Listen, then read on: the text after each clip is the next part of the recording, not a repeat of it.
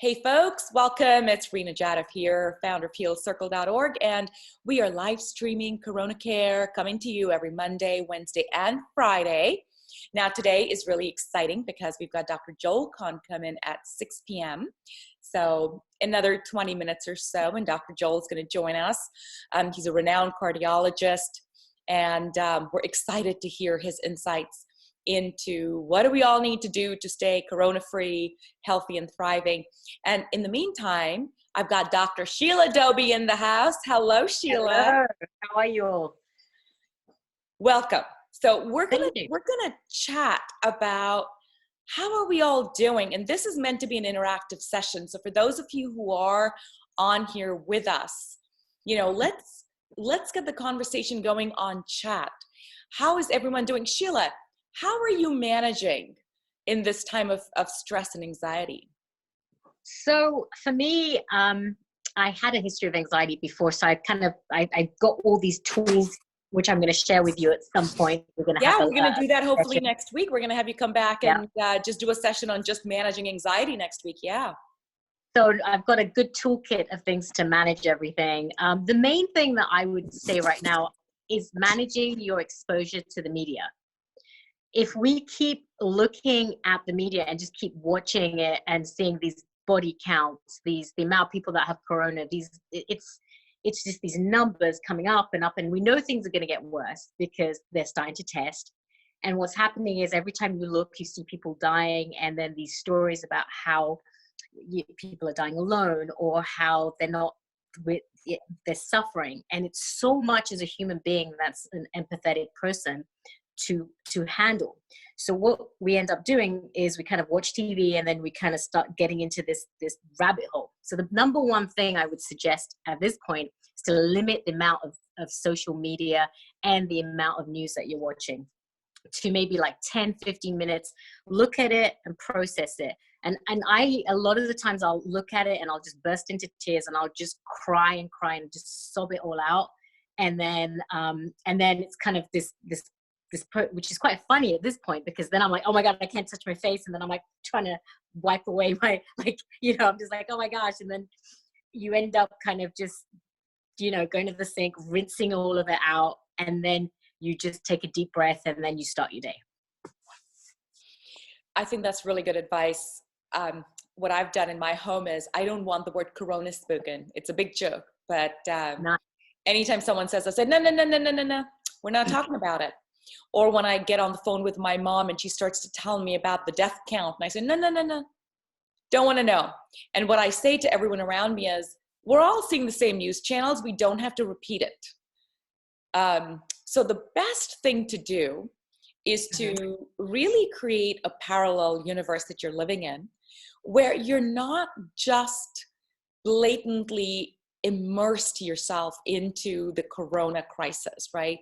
Where every minute, on the minute, you want to know what's Trump saying, what's Fauci saying, how many dead, what are we testing, what are we doing? It's too much. And the thing of it is that the core substance is not changing. There's a virus, it's lethal, stay at home, right? To me, that's it. That's the bottom line. And some of us are blessed. We're in communities that have a lot of support. We're in communities where we have WhatsApp groups, and we're sending funny things to each other. And so that's really the goal, right?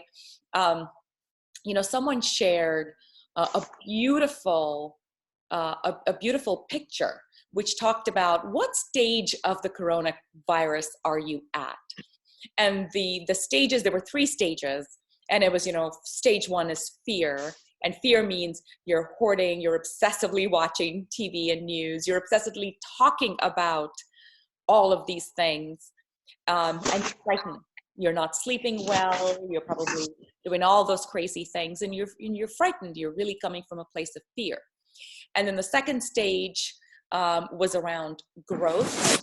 You're getting better. Or I think the third stage was growth. Anyway, I redid that. And to me, stage 1 is fear, but stage 2 really is shedding. And I want to talk for a few minutes with everyone who's here about what do we need to shed? in order to get to stage 2. And how do you know you're in stage 2? Where you have shed the drama. And that's what I'm calling it. You've got to shed the drama. So what is the drama? And Sheila, I'm gonna get your thoughts on this too, in terms of shedding the drama. So the drama is watching too much news, and you've already commented on it. So limit your exposure. So in our house, no television. My husband likes to put the TV on. I try not to be in the room when he does. No television. I get my news from a little alert. It's called Smart News, and that's where I get my news from. And I decide what I want to read minimally. There's nothing crazy new. Everything's the same. I'm done. And then I go about my day. So number 1, limit that. Number 2, in terms of shedding the drama, is don't talk about it. Don't talk about the deaths. Don't talk about don't share videos showing really sad stories.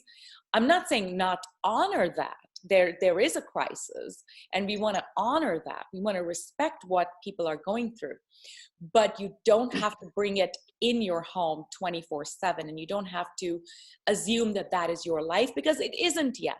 That isn't your experience right now. So why are you making it into your experience? You have control over what your experience needs to be.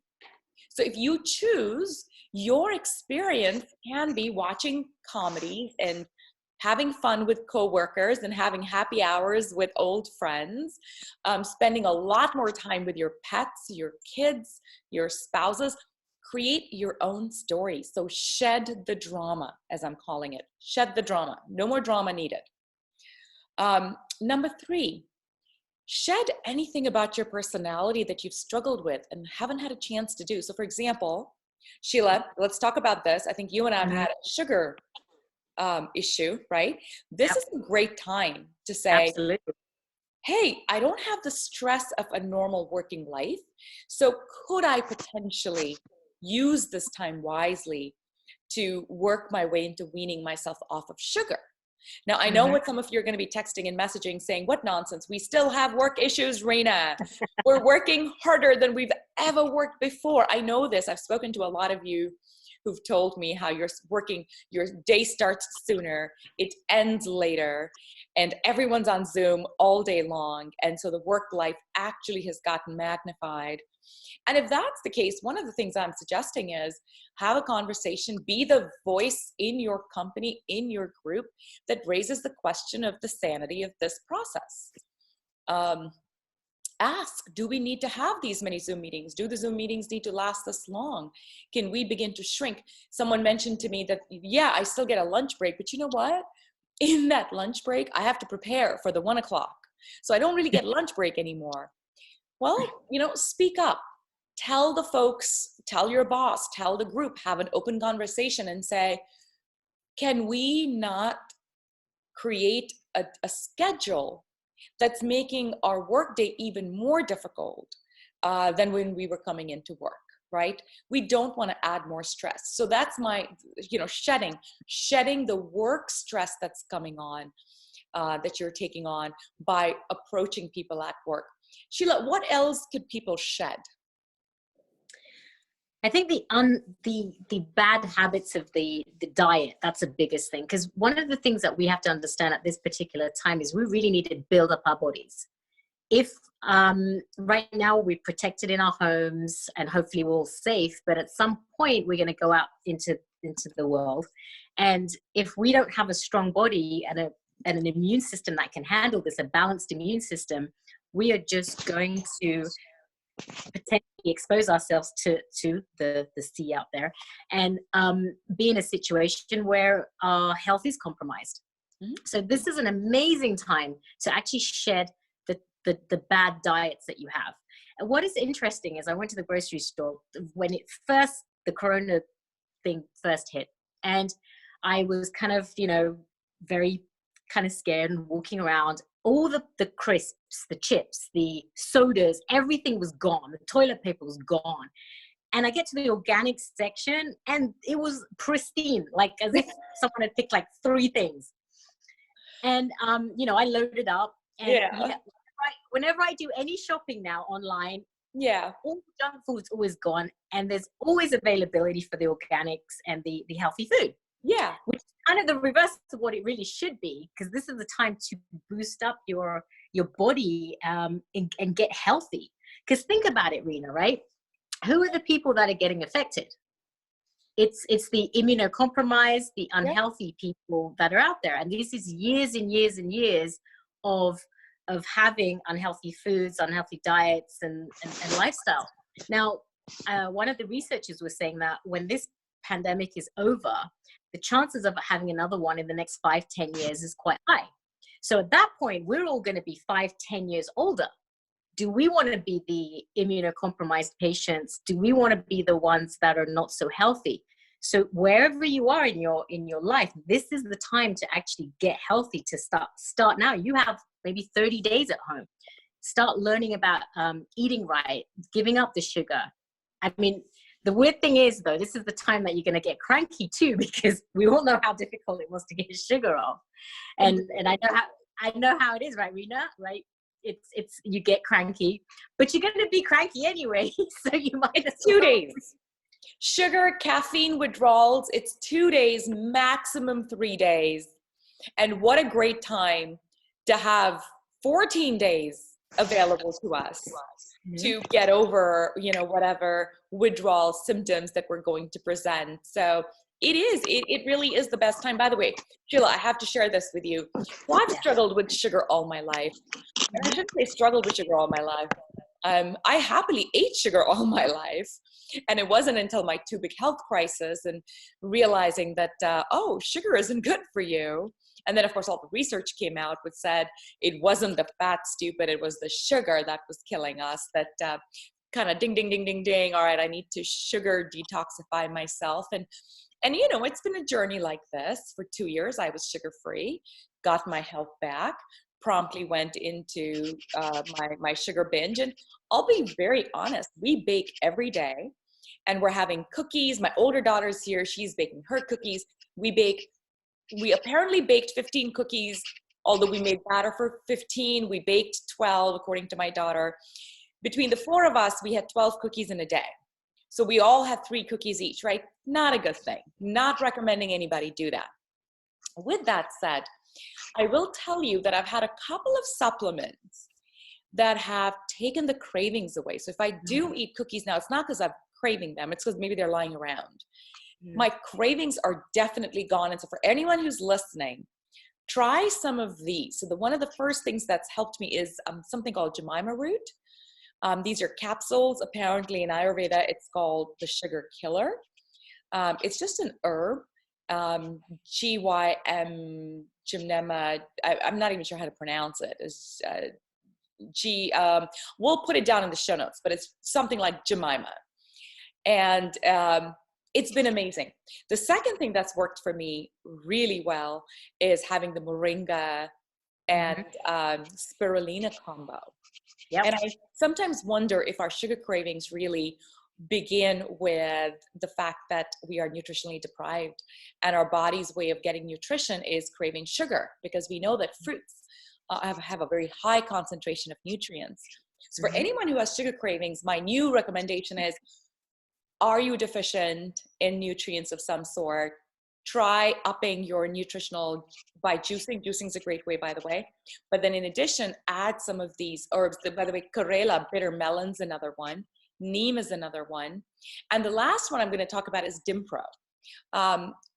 In my case, especially, given of my history, my health history, turns out that hormonal imbalances will lead to cravings. So Dimpro, D-I-M-P-R-O, is something that I've taken. It's apparently just broccoli sprouts. It's cruciferous sprouts, concentrated, and it leads to detoxification and hence hormonal balance. And it's remarkable, but some combination thereof has taken my sugar cravings away. Doesn't mean I'm not still indulging, but those are 2 different things.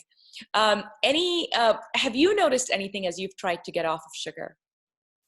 So I do eat fruits, and spirulina, moringa, those 2 are the big ones. They're really useful. If you do have a sweet craving, because I'm not going to deny that, like I've given up sugar, but I still want to eat something sweet, then a date, like those juicy. You're a big date fan. Yes. those are delicious. You can have 2 of those. They're very hot. They're great. They have fiber, great nutritional content in there.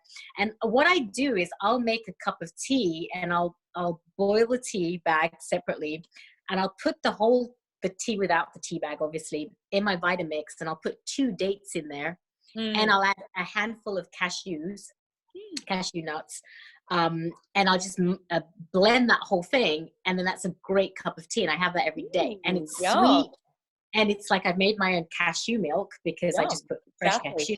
Exactly. And that's a good sugar. Like you have something to eat, you have a little craving, you just have a nice cup of tea afterwards, or you can put a bit of matcha green tea, dates with cashews or almonds or walnuts, just blend it really well, soak the nuts overnight, and you get your sugar kick from something healthy. Absolutely. And our body does need a little bit of natural sugar. That's the whole theory of everything in balance, which, we tend to go into extremes. So someone will say, I'm getting off sugar completely. And it's like, no, you can do that for 2 days. But really the point is to get to a place where you're living in balance. So every meal has a balanced profile to it. So continuing with our what stage of the coronavirus, crisis are you at? Are you in the fear stage, or are you in the shedding stage where you're very visibly, consciously shedding bad habits, creating a new routine, creating a new experience for yourself? And then last of all, the last stage, I think, is where we all want to be. And that is the stage of being in the moment, being present right now, today. I'm not in my past. I'm not in my future. I'm not living, oh my God, what amazing, times I had. I went to movie theaters and I went to the beach and I missed my friends. You're not living in the past of what was. And you're not living in the future of, my God, the world's coming to an end. There's going to be a financial crisis. Is there going to be food? I'll go into that spin sometimes. What's going to happen? There's no one harvesting food. We're going to have a global shutdown. Do I need to plant a garden? How self-sufficient do I need to be? Then I read about these billionaires who have their bunkers. So you can very much spiral just reading these news tidbits. And so it's important to get to that stage where you're not going off on these future spirals. And so the place we all want to get to is where I'm in the moment. I'm right now here with you, with your beautiful soul. And we're just having a conversation, and it doesn't matter what was yesterday, and it doesn't matter what's tomorrow, because right now, right here, it's all perfect. It's beautiful. We're safe, we're healthy, our families are healthy, and there's really nothing else that any of us should ask for at this point. That's very, very well said. I mean, I think that just sums it up. That's beautiful. So we have a question, and yes, please, everyone, you can start posting questions. Let's have a conversation. What are you trying to shed? How do you get off of chocolate craving? Wendy, since you're here, I'm going to put you on video. Let's have you join in. All right, I'm gonna have you hop on here. Dr. Wendy Dugal, where are you? There you are. Hello there. Welcome to our party. Oh, you're on mute. Let's unmute you. Hi there. Good. How are you? Oh, Also radiant and so pretty right now. I look like I'm just like. See, the difference is, Wendy. The difference is, Wendy, we're sitting at home and you're out there saving the world. So that's why. Exactly. And Wendy, we only changed for the camera 5 minutes ago. We all look and feel like hell 5 minutes before we change to get on the camera. But you look amazing. How are things going in saving the world today? Saving the world is good. it's going on. That's all I can say. It's going on. We're living in the moment. That's what it is, right? Exactly. We just have to live for today, and that's what you have to think about. It's just today. That's exactly it. And today we prepare for tomorrow, yes, but we live for today. That's how it should be. And I think that's what the message is through all the healthcare systems. That's what they're telling everybody. You kind of prepare for tomorrow, but we got to just take care of what we need to take care of today. And that's what we're doing.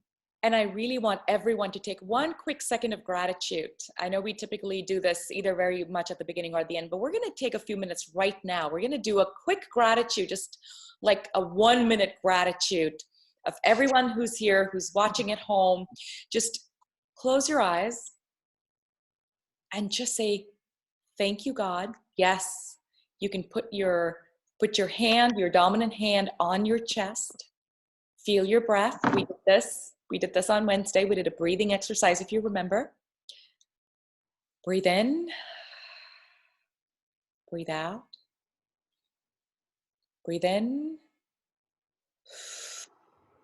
And breathe out, loudly clearing out all that's sitting in there. Breathe it out really loudly. I know it's the opposite of what some meditations do, but this one, we are breathing out everything that we've been holding in. So you're going to breathe out with a gush. So you're going to breathe in very gently. And you're going to breathe it out. You're going to sigh it out. You're taking out all that you're holding in out, because we are holding things in these days. You know, thank you, Sheila, for sharing how you were crying, but we are holding things in these days. And so you're breathing it out. And as you breathe out, you're saying, thank you. That's all I want you to do. Thank you. Thank you. You're saying thank you that we're all healthy today, in this moment. In this moment, we're healthy. And that's all that counts. My daughters are healthy. My husband's healthy. My parents are healthy. My besties are healthy. That's it. And Dr. Joel Kahn is healthy. Yay! Welcome. Let's get you unmuted. I'm muted. There you are. How are you, Dr. I just Joel? was touching the screen to make sure my air particles don't get through and are any risk to you. Thank you. You're looking nice and green. Yes, I put on green to cheer everybody up today. I was wearing sweats and I said, nah, we should really change. Yeah, no, it's kind of like a constant sweat thing. Although I go to the office every day, I have work to do, but forces me to act like there's a normal society. I'm not sure there is, but we have to pretend like there is. Well, I'm going to say thank you so much first to Sheila Dobie. Sheila, you're the best. Thank you so much for joining us. And we are going to... Hi, Sheila. Thank you. Hi, Joe. Where do you live? Going to switch to our VIP, Dr. Joel Kahn, in the house today. VIP. How was meditation? We did just a quick 2-minute meditation. We do it on our streams. We do it and this one was very simple. It was you breathe in slowly and you breathe out loudly, forcefully with a thank you. Because what we need to be saying if we are not sick is thank you. And we need to be saying it all day long. I cannot emphasize enough how important gratitude is at this point. There are studies on gratitude. Dr. Joel, I think you've talked about the importance of gratitude in the past, right?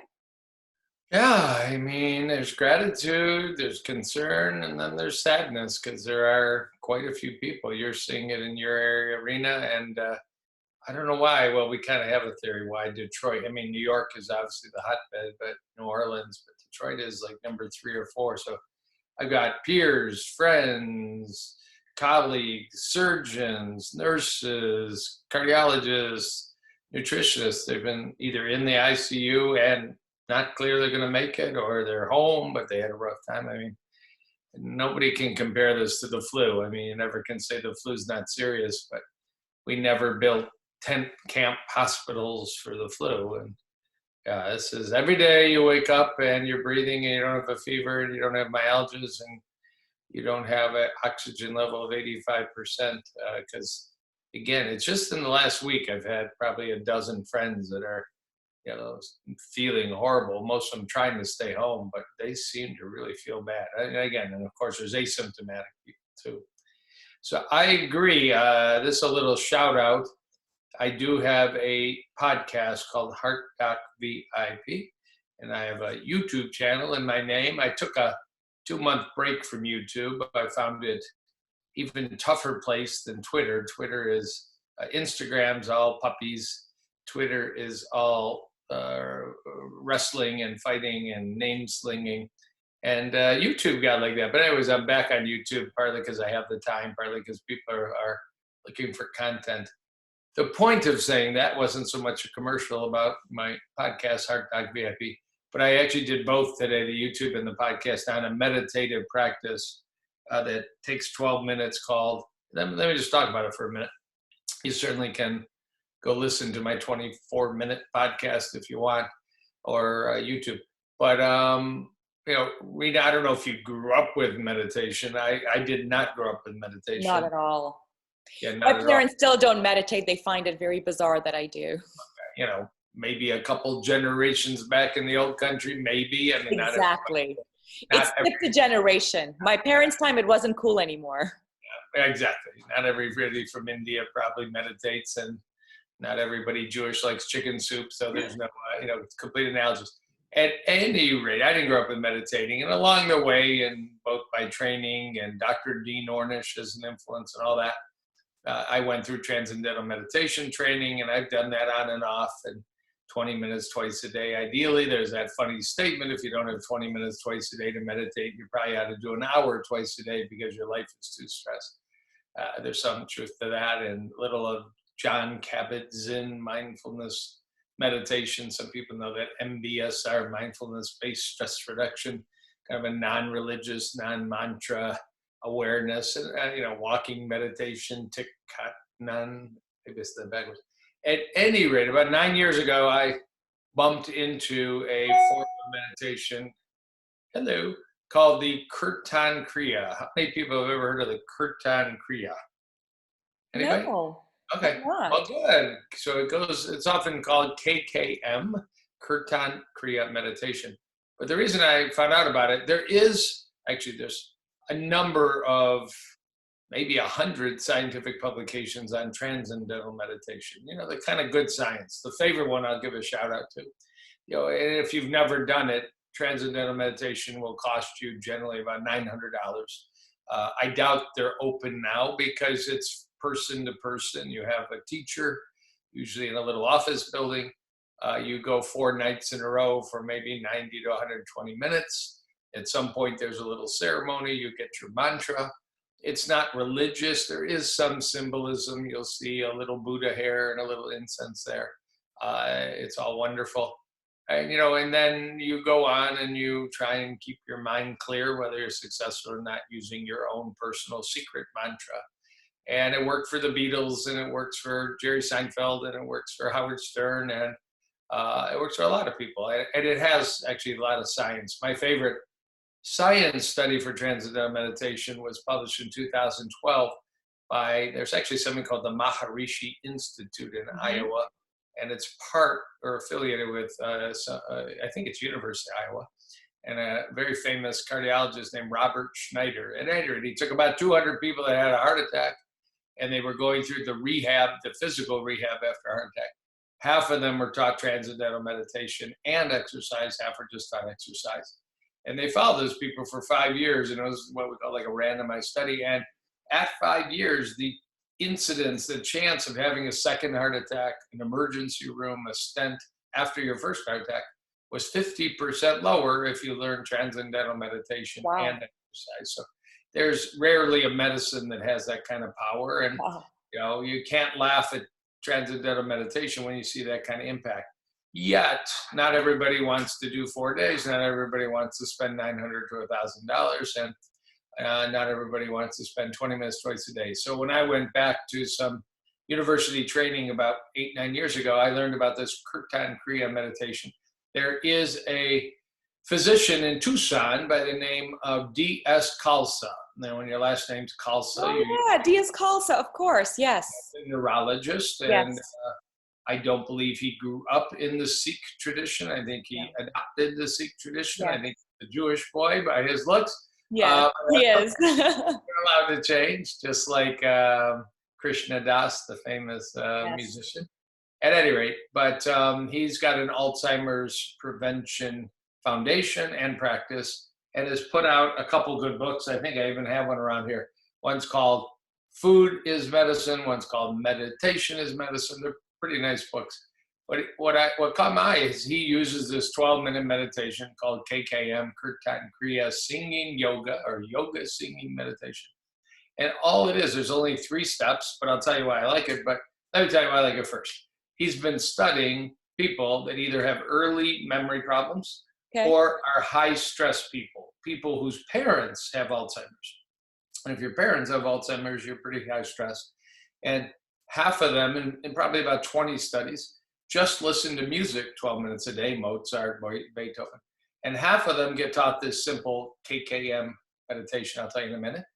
And he does formal studies on maybe memory, mood, affect, but he's done PET scans of the brain and SPECT scans of the brain. He's done, they're called telomerase evaluations of actually aging. He's done inflammatory markers and immune markers, and whatever it is, music helps, but this meditative practice helps more. And he's been able to document like really interesting scientific way. If you got 12 minutes, you don't really have to spend $1,000. You don't have to necessarily, have a secret mantra. There's nothing wrong with that. So all it is really you sit in a chair upright, and then you close your eyes. You imagine, and I don't know why, that there's like an energy coming through the top of your head and out your forehead, probably so you don't get distracted. That's the one thing you think about. You take your fingers, thumb to the first finger, and you go first finger, second finger, third finger, fourth finger, and then you repeat, always starting with first finger, second finger, third. That's called a mudra, if you know that. But while you do that, everybody says the same mantra. It's sa, ta, na, ma. Very simple musical, almost in a singing way. Sa, ta, na, ma. And I won't offend your eardrums, but there is a nice MP3 recording for free on his website. So for 2 minutes, you sing that kind of out loud in your normal voice. For 2 minutes, you kind of whisper it. For 4 minutes, you do it, but you don't say it out loud. And then for 2 minutes, you whisper it. And for 2 minutes, you say it in a normal tone. So it's 12 minutes, 2, 2, 4, 2, 2. And it's simple. And if there weren't science, you might say, it's another wacko tool. How can this possibly work? Exactly. Exactly. And, I don't know that we know how it works, but we know what it does in terms of immune function, inflammation, memory, mood, brain flow, and brain metabolism. That's a pretty strong suit of cards to put up about, such a simple technique. So I just came on. I was in my sauna for just only 20 minutes. That's all the time I was able to get. But that 20 minutes means I got 12 minutes to do KKM and 8 minutes to listen to a little Italian rock music, which I finished up with. In fact, when you finish the 12 minutes, you're supposed to, kind of stretch and do one final breath and you're done. But anybody can learn it. It's literally, there's a 1-page handout, 1-page PDF. It's alzheimersprevention.org. There's no apostrophe. So a lot of people call it old timers, which is sort of a funny use of the word doctor. There was a Dr. Alzheimer. Okay. So he'd probably prefer we spell his name in the family tradition. We have a question. Is that Dr. Dharma Singh Khalsa? I know it's DS Khalsa. Do you know if the DS stands for Dharma Singh? It does. Okay. Yes. So yes, that is. Yeah, Dharma Singh Khalsa. He's an MD. Yes. Very dynamic. He's had an online training to become a brain memory teacher. But I don't know why with Corona, I was going to do it actually. And they put it on hold. You'd think there'd be more interest to do it right now. But it's a very good website, alzheimerprevention.org, whether, and his books are interesting. So, it's everybody needs a tool. I mean, right now, I don't know where you guys live. Like I say, New York City, New Jersey, Miami, New Orleans, LA to some degree, Seattle, San Francisco haven't exploded. Detroit has exploded. So. Why do you think Detroit is? Some people have said with the automotive industry, so many people were flying in and out in January, February, and a lot come from, I can't say the Orient anymore. My 26-year-old daughter says it is very wrong to use the word Orient. I'm not sure I understand why, because the Orient Express is a pretty classy train and all the rest. But anyways, from, we have a lot of people come from China and India. I think they brought it to us. there's a lot of density. There's a lot of poverty. There's a whole lot of people not social distancing. That's, I think the crux is where we're seeing the explosions is where we weren't able to clamp down fast enough. And yeah, and weather, it'll play in Peoria and it'll play in St. Louis and it'll play in Tucson and Phoenix. It's there, but it's not jammed. Our hospitals are jammed. In fact, they're opening next week. There's 2 convention halls. They're both 300, 400, 500,000 square feet. Of course, there's no conventions. Everything's been canceled. They've both been turned into field hospitals like the Civil War. I mean, nobody's ever seen anything like this because that's the number of people that they're dealing with. So do all the rules, distance. I mean, we had a warm day. It was 60 degrees and sunny in Detroit today. And, one of the nicest days in the spring. And everybody was outside, and it was like everywhere. I can understand it. They're not at work, and it's a beautiful day, but the sidewalks were jammed, and most people were respectful of stepping aside so next person could go by. But you really don't want somebody sneezing or coughing or is anybody flying anymore? I mean, no one should be flying. It doesn't matter if somebody sneezes in row 32. I mean, it's going up in the vent and it's recirculating, and this little bugger might be able to survive all that. Oh, absolutely. Yeah. What about masks? So just yesterday, right, there was, everybody needs to wear masks all the time. And by the way, I am. So we have a WhatsApp group where I've been pretty vocal about everybody. This is to those. I actually was able to buy this on Amazon. These are the cheapest of surgical masks, but still, it's not perfect. Yeah, but it's something, right? It's a mask. N95s at home, and it doesn't matter if it's a bandana. There's a very funny meme going around about a guy in the grocery store with his underwear over his head, his eyes peeking out the front. I mean, it probably doesn't matter. It's better than nothing if you just be standing next to somebody you don't realize is there, and they cough or sneeze or something, and then the whole thing about touching your face. So, gloves in the store, or what we've been doing is first thing we do when we walk in the grocery store, go to the produce department, get 2 plastic bags. I just put them on my hands, if I don't have, and it does the job. Although I don't know about you, my grocery stores are actually swabbing down all the carts. Yeah, they are. But I've just taken a harsher stand on that, which is no grocery shopping, only getting delivers, and deliveries need to stay outside for 3 days. Like, I'm taking this, I think. Wow, good for you. Very seriously, because I feel take the box in, but we're opening the boxes and leaving them outside. Good for you. Yeah. No, we're doing it all, and we're doing a couple of other things. I might run a couple of rooms across my house and back in a minute. I want to show you something pretty cool in a minute. Yeah, absolutely. So I know we've got a bunch of questions outlined for you today. Go so for the it. first one being, for those with heart condition, what are your recommendations to not end up with a cytokine storm? And so it's a very specific question. There's a fear of cytokine storm, overreaction of the immune system. So what can people do? Sophisticated question. I mean, we don't really, so first, a heart patient. And it seems that heart patients are at risk, and people with a history of hypertension, high blood pressure, which is sort of a heart patient, are at risk. There's complete lack of agreement if the medications that a high blood pressure patient takes, particularly the ACE inhibitors like lisinopril and the ARBs, angiotensin receptor blockers like losartan, are they a disadvantage and put you at risk, or are they actually an advantage and put you at a lower risk? I mean, that's pretty different spectrum. And absolutely. The literature is completely split because there isn't really science. There's just the observation that people with high blood pressure constitute a little higher portion of serious cases than we would have thought. And these are the 2 most commonly used drugs, ACE inhibitors and angiotensin receptor blockers. But there is a theory they may actually be protective. And I think 20 medical societies in the last 2 weeks have said, don't stop. I mean, if you stop your medicine on your own and your blood pressure spikes, it's not good for you. You could even end up in the scary emergency room. You can ask your medical team if there's a substitute. It's not very simple. to find a substitute, and you don't know that it's going to work well. So if you're well controlled, that's just the blood pressure issue. We have to keep up to date. There may be new findings right now. Heart patients could have had a heart attack, could have had a bypass a stent. They could be young, they could be old. One of the factors that's been mentioned just recently in why, for example, people are saying, why is the death rate in New Orleans per capita higher than the death rate in New York for the same disease?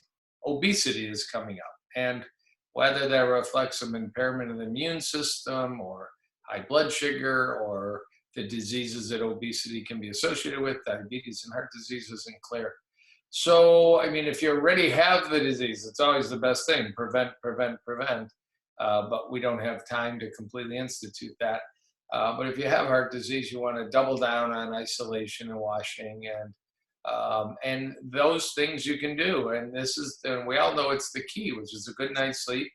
It's stressful times, and whether it is an Epsom salt bath or a sauna or lavender essential oil or hemp oil or melatonin. Let me come back to melatonin in a minute, but do everything again and get a good night's sleep. Don't eat garbage. Don't eat, you may be doing carry out. There isn't any real data that carry out's unsafe. It's just that carry out isn't very healthy generally. It's not Jets pizza and 24-ounce Coke. That's not going to do it. Eat giant salads. Eat fresh fruit. Juice green juice if you want, but up your game right now. Get your walks in, or get your stretches in, or walk the treadmill, or do something physically active that doesn't hurt you. And the stress reduction, something like the Kirtan Kriya or a simple breathing exercise.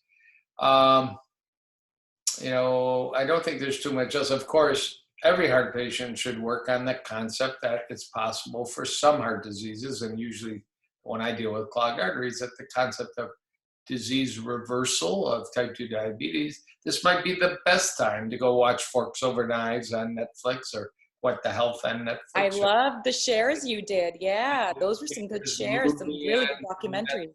Netflix, go read Dr. Ornish's new book on Do It, or my book, The Plant-Based Solution. Or, this might be the best time to say, look, I'm kind of hunkered in. What if I came out of this healthier than when I went into? A lot of us are challenged that it's going to be the other way because the freezer is right there and it's got the ice cream and the frozen chocolate cake. But that's the least of our issues, Dr. Joel. Alcohol sales are up by 55%. I'm more worried we're going to come out alcoholics. Yeah, right. Yeah, it'd be one giant party, one Mardi Gras at home and out.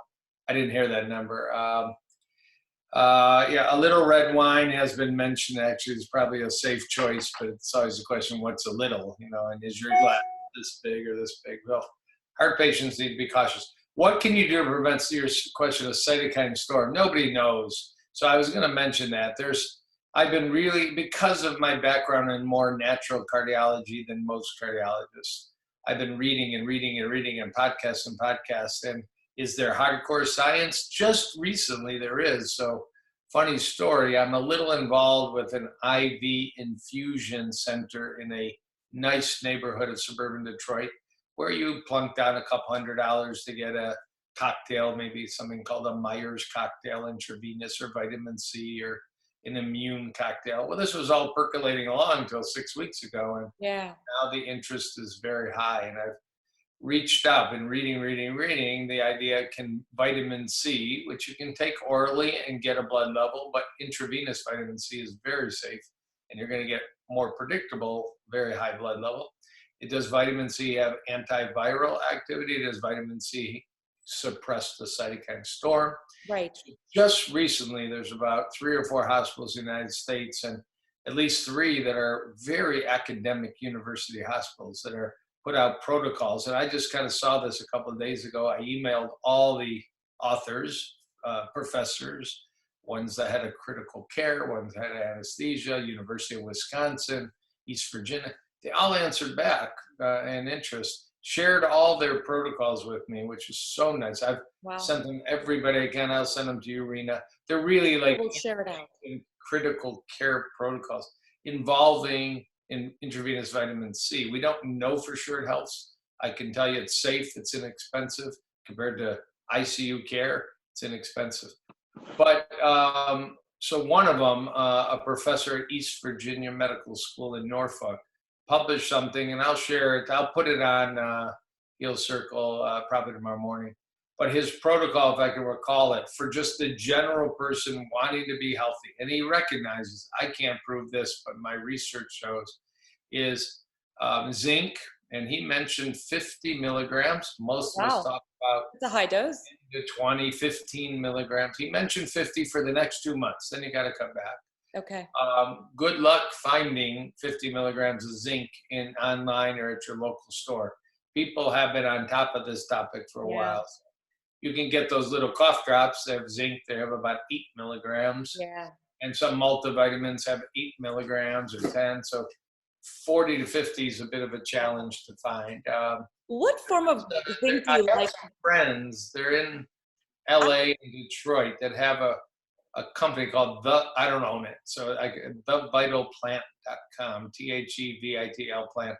And they have one product, it's called EBV Plus, an immune booster. But 2 capsules have 50 milligrams of zinc along with some elderberry and vitamin C.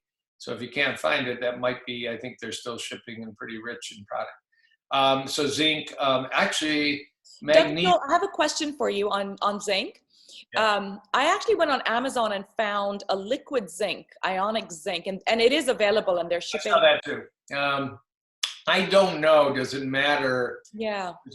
There's this crazy doctor in right outside New York City who's claiming he's treated over 700 people with very severe coronavirus and has had 0 deaths and 0 kind of serious complications. And he's using 200 milligrams of zinc. These are sick people for about 5 days. And particularly, I think it's zinc lactate. Well, I haven't been able to find zinc lactate. I found zinc picolinate, zinc gluconate. And my reading said, don't buy zinc oxide. Zinc oxide is what you use for sunburn and, such. So, but apparently it's out there. But that liquid should be fine. Nobody knows. Okay. There is such a thing as a zinc blood level. I do it on some patients, but you don't need to do it, and you probably don't want to go to a lab right now.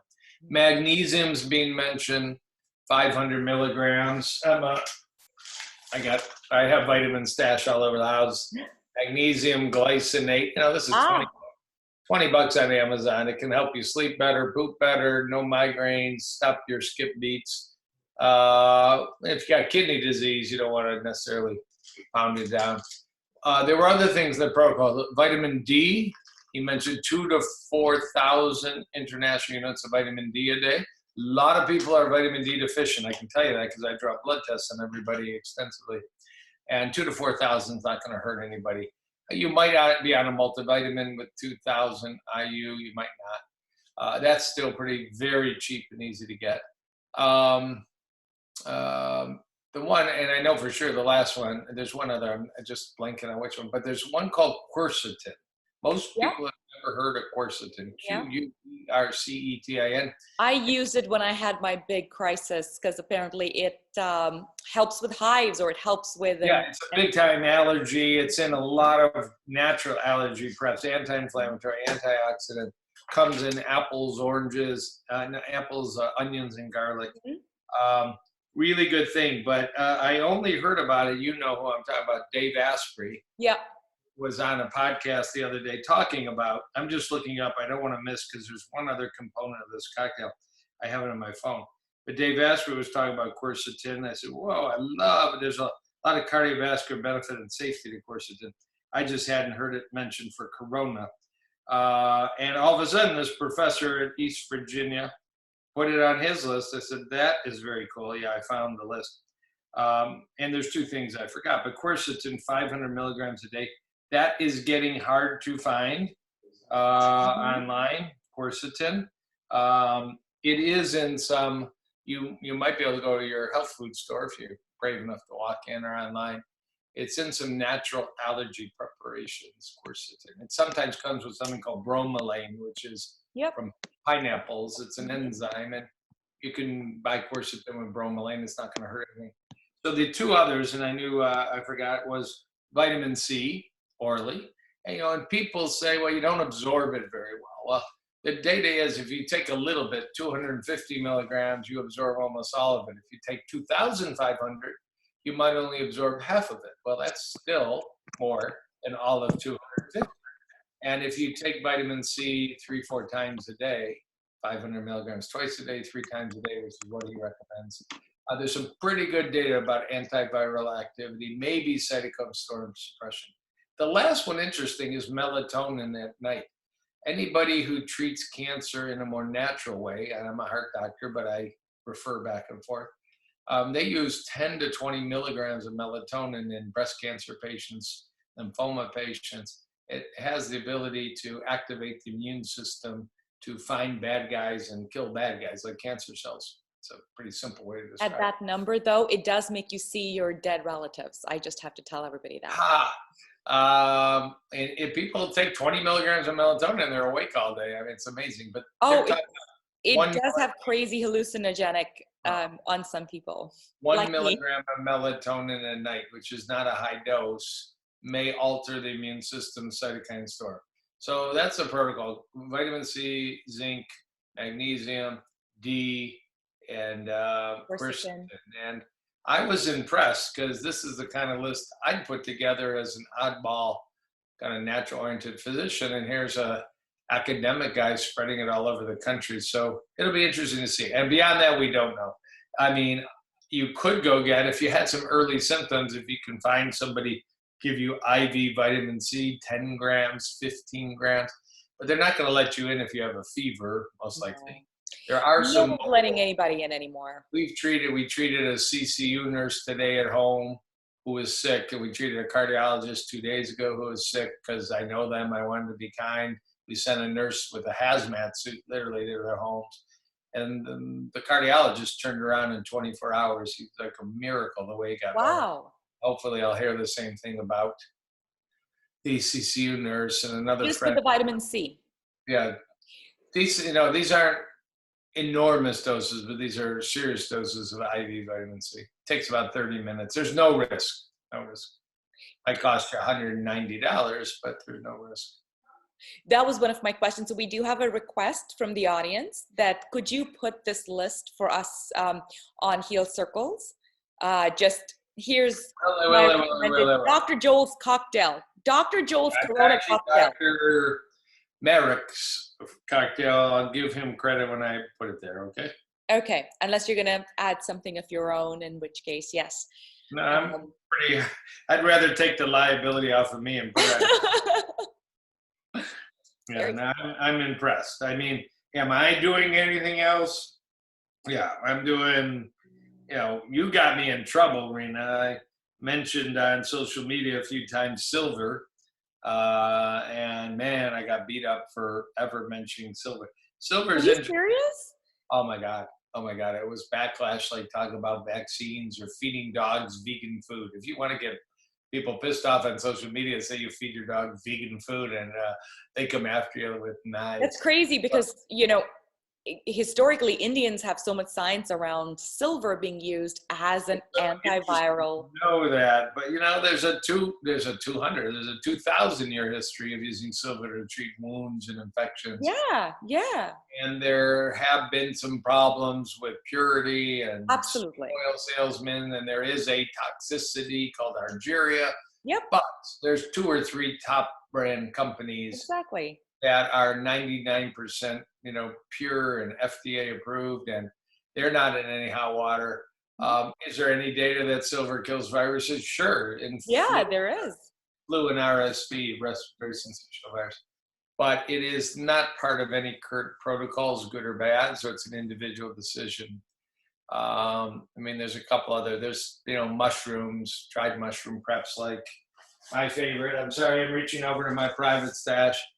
Turkey tail mushrooms, which my favorite company, Host Defense. That's my data that they alter immune properties, but you're not seeing university people talk about mushroom preps. But Host Defense is a really good company, and I use their My Community liquid tincture, and I love it. So you've got mushrooms. So we've got another question from the audience.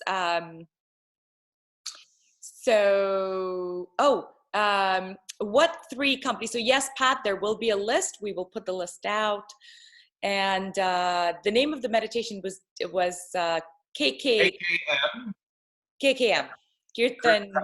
Kriya meditation. I'll post something on it. And then there's a question, what 3 companies, I think she's referring to the 3 companies that you're recommending for quality supplements.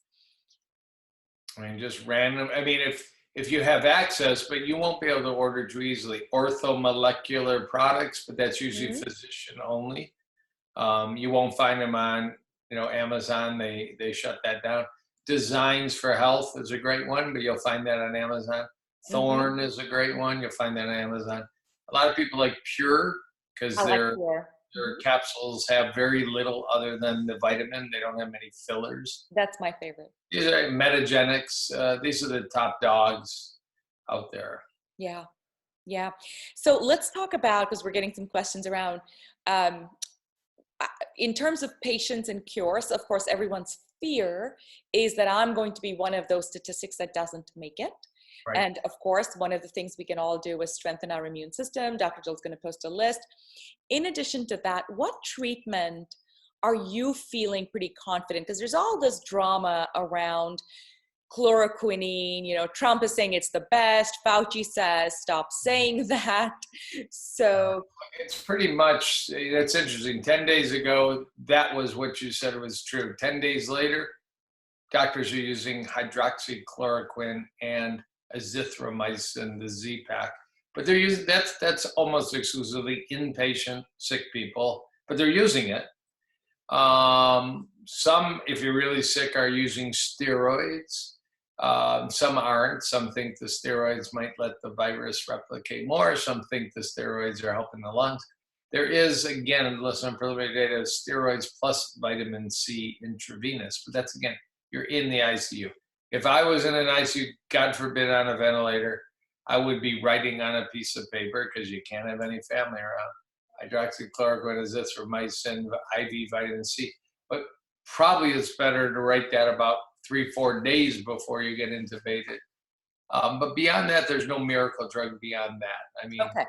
But you're a fan of the Z-Pak with right now. The one that Trump talked about, politics aside, I mean, is the one being used. And then the outliers, as I say, are steroids and IV vitamin C. But boy, I would beg for IV vitamin C if I were sick.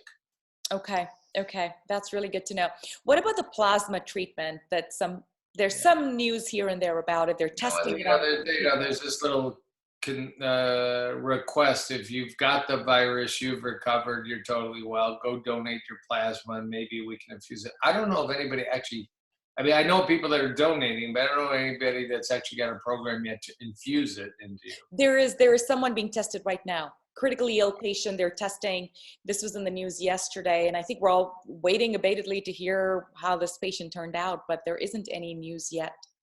Probably Peter Thiel from PayPal. He's the guy that likes to get the blood from young people. He had started a company that got shut down for that, for anti-aging. Yeah, we got some pretty interesting characters down here in Silicon Valley. Okay, so you haven't heard anything about the plasma treatment, the treatments that are being... Anybody actually receiving it with any kind of story of success, no.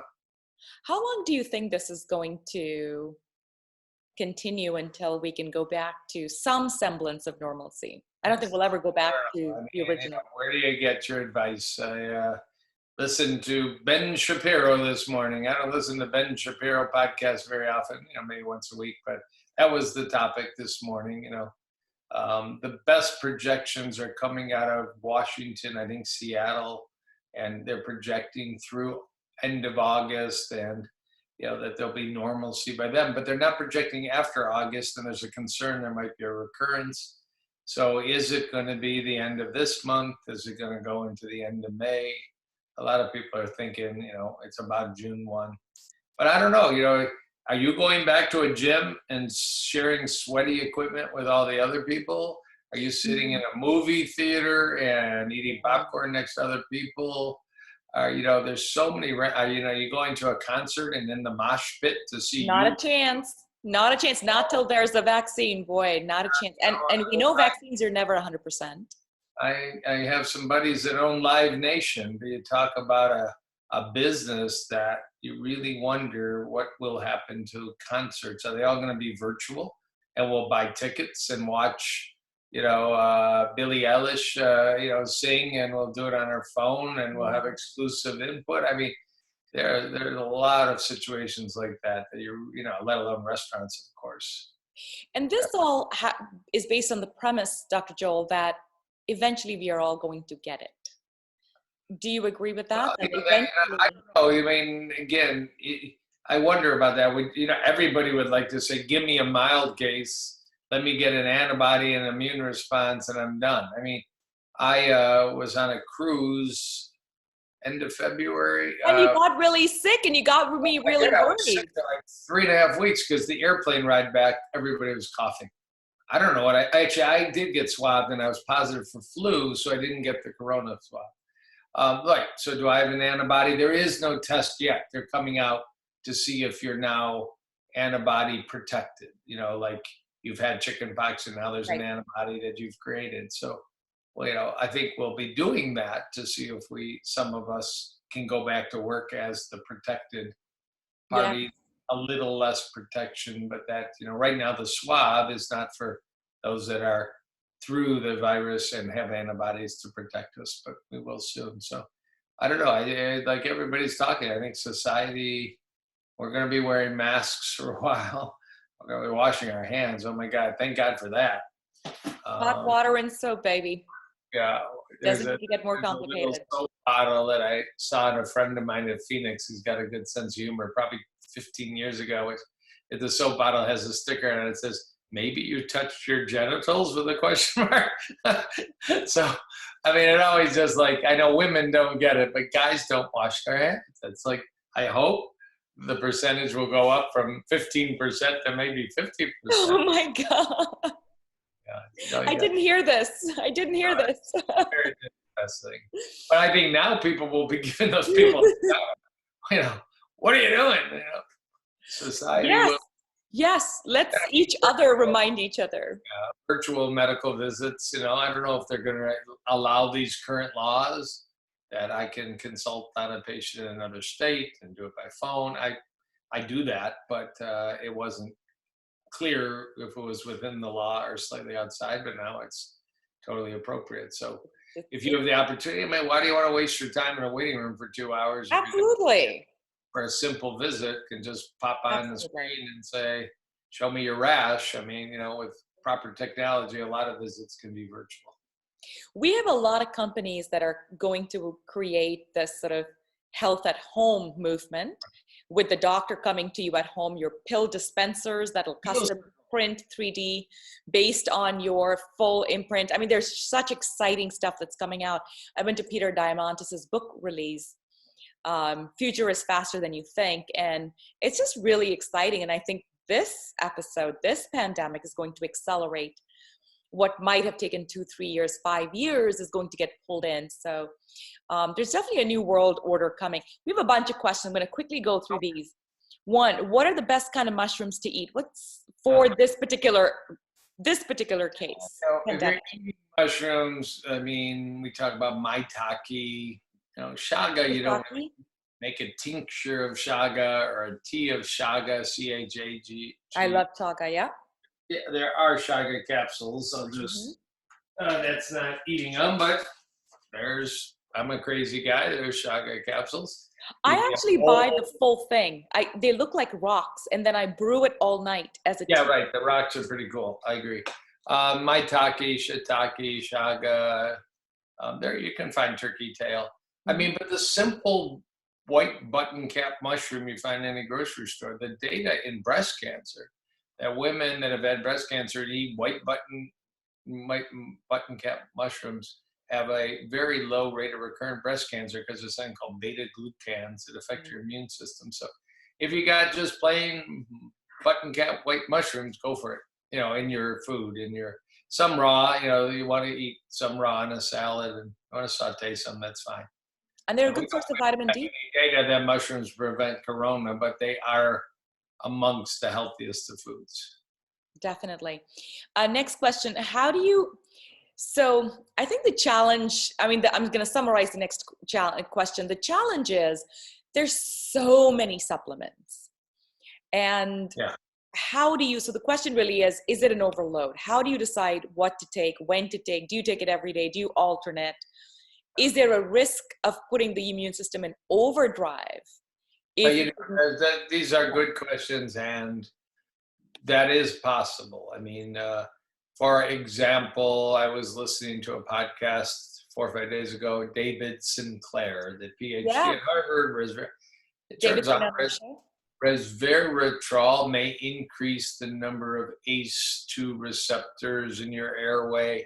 But we don't know if that's good or bad, but the fact that it does, it might not be a good time to take resveratrol. So I'll send you the list.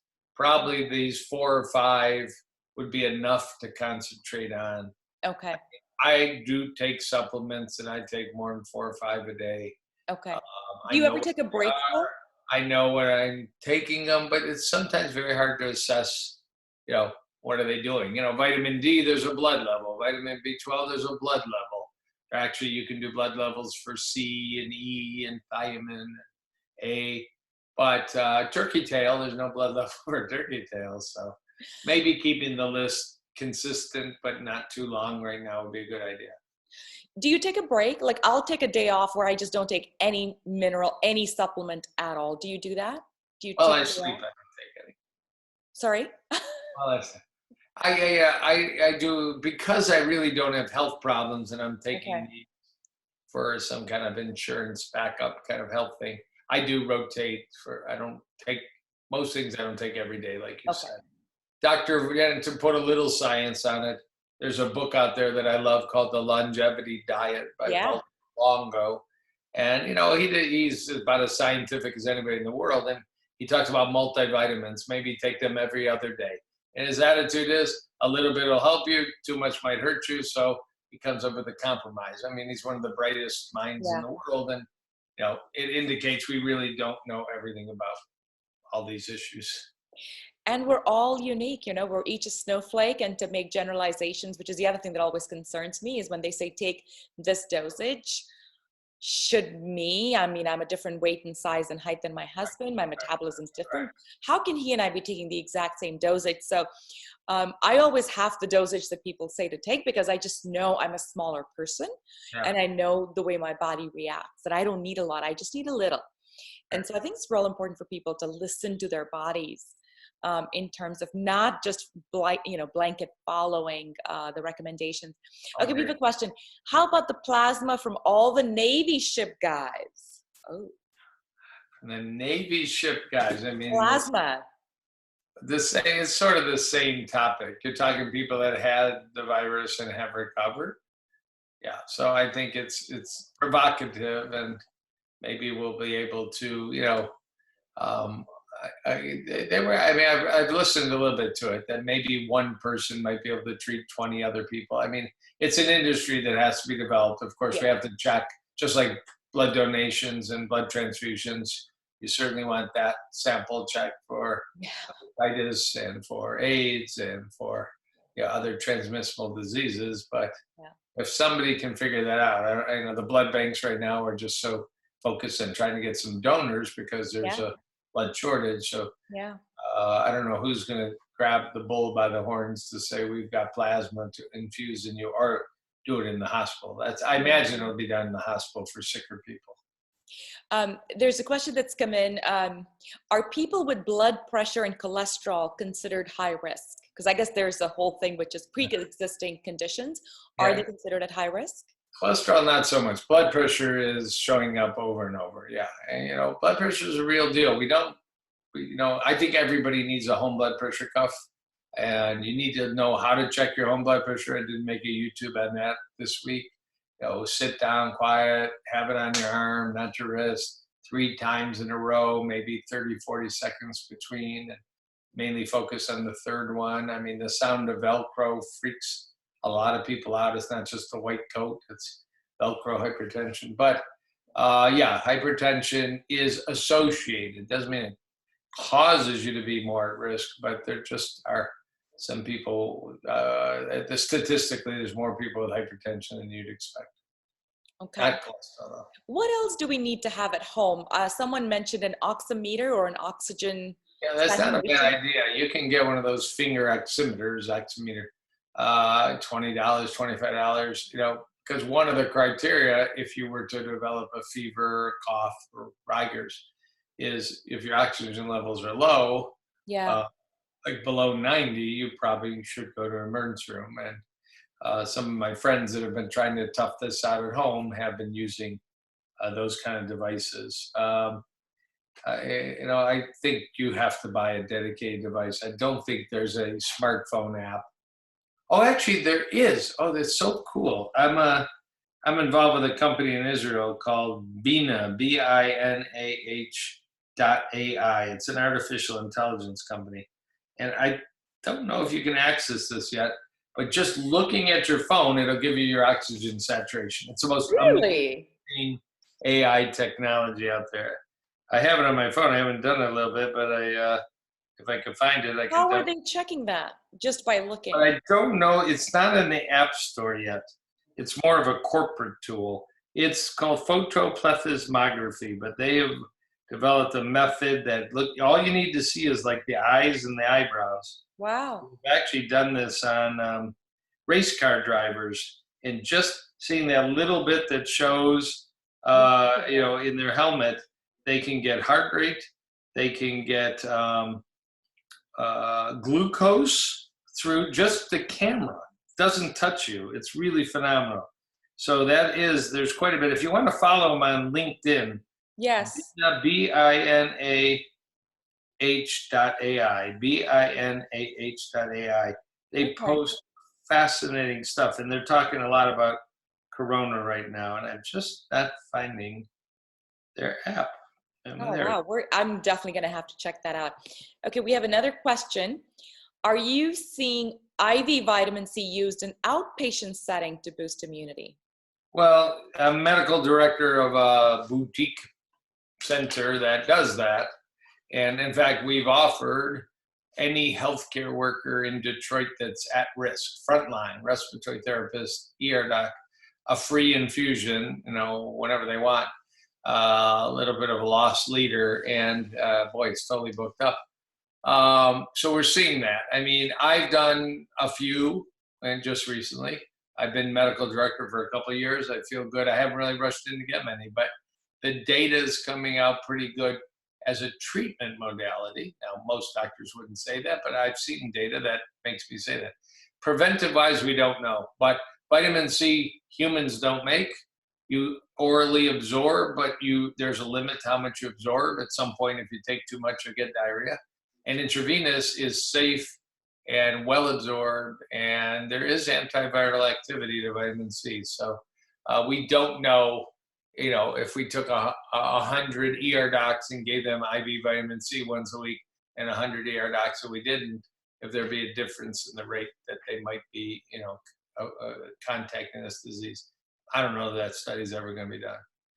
There is a trial that's starting in Detroit this week. I give my colleagues credit, 4 or 5 hospitals. If you're an at-risk healthcare worker, an EMT, a fireman, a policeman, a ER nurse, half of them are going to get hydroxychloroquine and azithromycin at a low dose, and half are getting placebo. And they're talking about 3,000 people. It's a volunteer thing. If you want to be in the study, you can be in the study. So whether that will be a strategy that's prophylactic either for healthcare workers, which really they are at risk. There's a very moving piece published yesterday about 150, 250 healthcare workers who died around the world. And this professor and that nurse and this anesthesiologist, I mean, they've died. I mean, and some are 85, but some are 32. I mean, very, very, very moving. Some, United States, a lot in Italy. But we are starting to see a lot more younger people passing away. I mean, initially when this came out, it was meant to be China and the Italy experience that it was 80 plus, but now, I mean, we're seeing 2-year-olds, 5-year-olds, 20-year-olds. 25 plus around here, I agree. what is your sense? What do you think is the commonality between everyone who dies? Because it's clearly not age, and it's clearly not just having a pre-existing it condition. seems to be whatever. I mean, there have been some CT scans of the lungs that show up on Twitter just as teaching examples, and I've never seen lungs like this. It's that apparently that cytokine storm and this immune reaction, and just the lungs getting whiter and whiter and just full of inflammation and fluid. And I mean, you can't maintain an oxygen level if your lungs aren't, functioning. So, you try all kinds of ventilator things. There's something called ECMO, ECMO, which is like a life support of life supports. If you're on ECMO, your odds of surviving are really small. But so could it just be that genetically were you born with a strong? It might be. Is it genetically? Is it the viral load? One person gets it because somebody coughed 5 feet away, and one person gets it because it was all over the place. Like that's. I mean, is it 1 million viral contacts or 100,000 viral contacts? Don't know. Oh, I see. So that could play a factor as well. One of my suggestions has been, why don't we take this time to strengthen our lungs? So by the way, anyone can Google on YouTube, lung strengthening breathing exercises. There's a couple of yoga things that are done for strengthening your lungs. In fact, one of the first steps of Bikram yoga is a kind of a breathing which builds your lung capacity. It's something simple that everybody can do twice a day. Because it's a lung driven death. So one of the things I would think, which I haven't heard many people talk about, is why don't you strengthen your lungs? Go for it. You lead the charge. I just add the couple oddities are, maybe people have seen the reports. There are people reporting that loss of smell is the first thing they notice. And I know somebody that was the case. And GI problems are starting to show. There are ACE2 receptors in the GI tract, so the virus could bind there, and there's diarrhea being reported and stomach pain when there's no cough, when there's, not necessarily a fever. So just a word to the wise. Yeah. All right. Well, we don't have any more questions. Yay. Any parting advice for us? Eat healthy.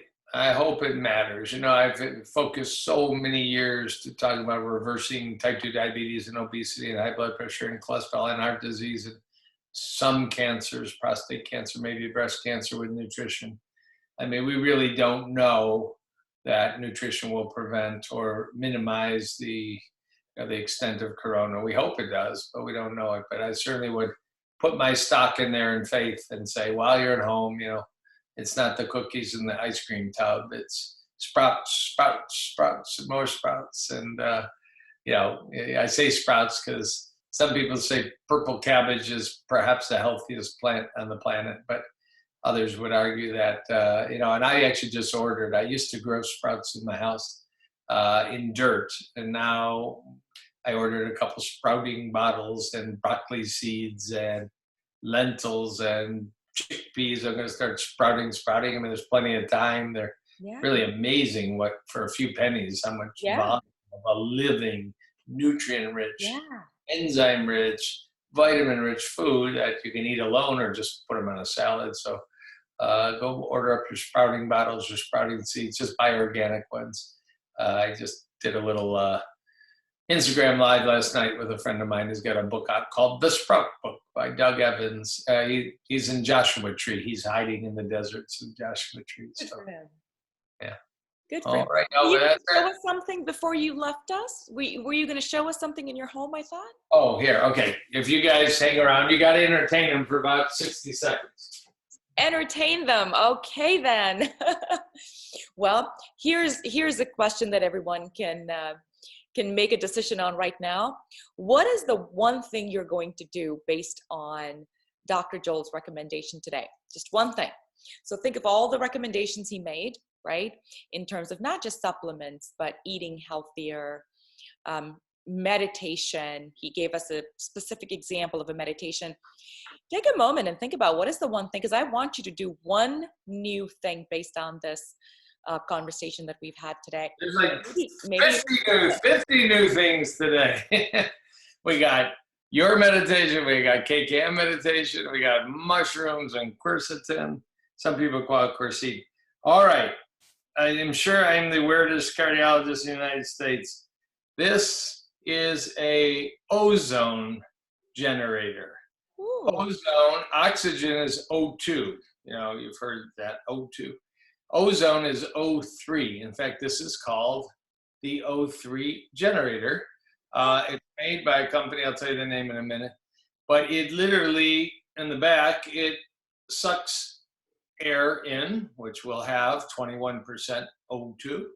There's some machinery inside, including a light, that will break apart O2, so it comes out the front as O1, but it immediately binds to the O2, so you get O3. Everybody's good at math. If you have O1 and O2 and they combine, you get O3, which is ozone. Ozone kills bacteria, fungi, parasites, and viruses. Oh. And it's interesting. So it's portable, it's chargeable. Here it just goes in like every other device nowadays, same kind of apparatus as your phone. You can put it in your car while you drive for 30 minutes and it will quickly fill your car with ozone and kill what's around. They recommend and put it in your infrared sauna if you have one, which I just did before I logged on. You can, I got a couple of them. I put one in my office on my desk, put one in my kitchen, and then in your bedroom. There's two buttons. So if I hold down, anyways, I can feel it vibrate. It's actually on right now. I can hear a fan and it's sucking air in and I can feel it out, and that's ozonated air. And it's on the idea that it improves the purity of the air, but specifically improves the antiviral properties. And is that a filter? How does it work? It's not a filter. It's just creating, it's splitting oxygen so it immediately exits and becomes ozone right in front of the Interesting. vent. So there's nothing to replace. There's not a filter. I can pretty much see a fan inside. What is it called again? It's a little in the world of the woo. But there is. I mean, people are getting intravenous ozone, and people are injecting ozone in joints for various inflammatory and other disorders. But for about $150, I think that's what I paid for this. I'm intrigued by it, and What is it called? So the company is called TheraSage, TheraSage.com. Because there's a lot of excitement on chat, so I'm going to write it down. Infrared saunas and a couple other cool things. But this is their only ozone device. Okay. And I'm willing to go with the idea that maybe it'll be a health enhancer. So it'll be on my desk and in my kitchen and on my nightstand. There's actually another button. Has anybody ever heard of grounding or earthing? Yes, I love grounding. Is this idea that you can walk barefoot by the ocean, barefoot in the grass.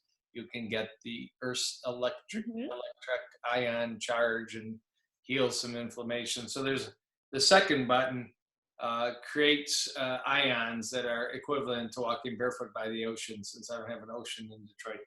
Oh, So, wow. And so how does that work? You press the button and how do you ground? Yeah, the button, one button says ion, one button says O3. And the O3 will run for the ozone will run for about 30 minutes. Apparently the ion button will run for about 4 hours, so you might leave that on at night.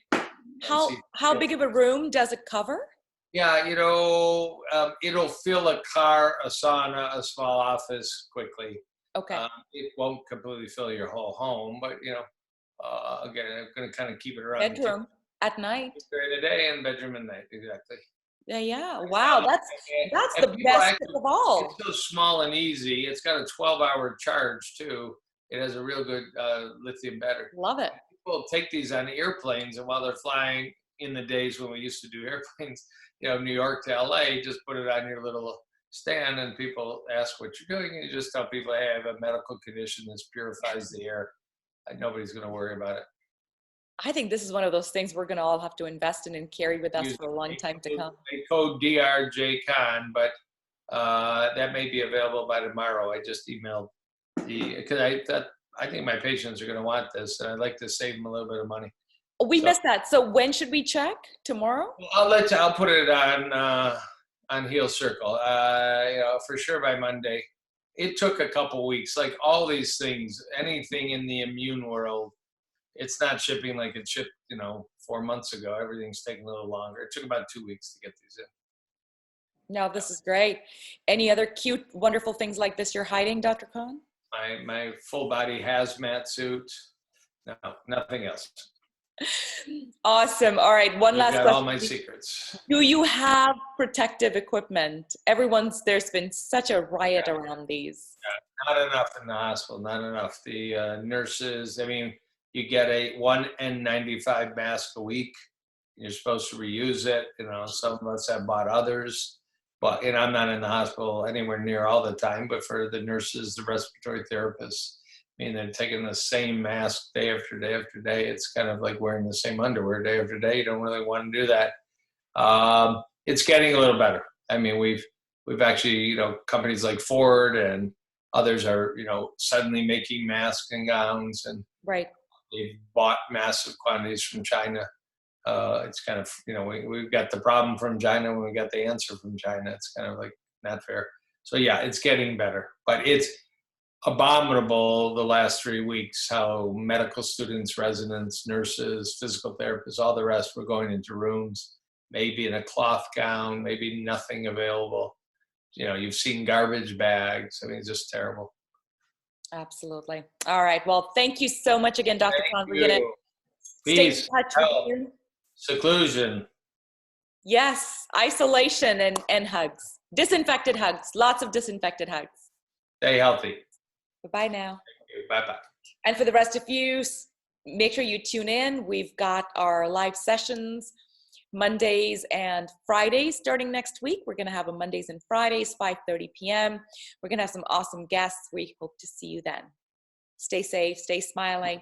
And hey, join us on healcircles.org, where a lot of the stuff is getting posted. And if you're not a member of Dr. Joel Kahn's circle, please join.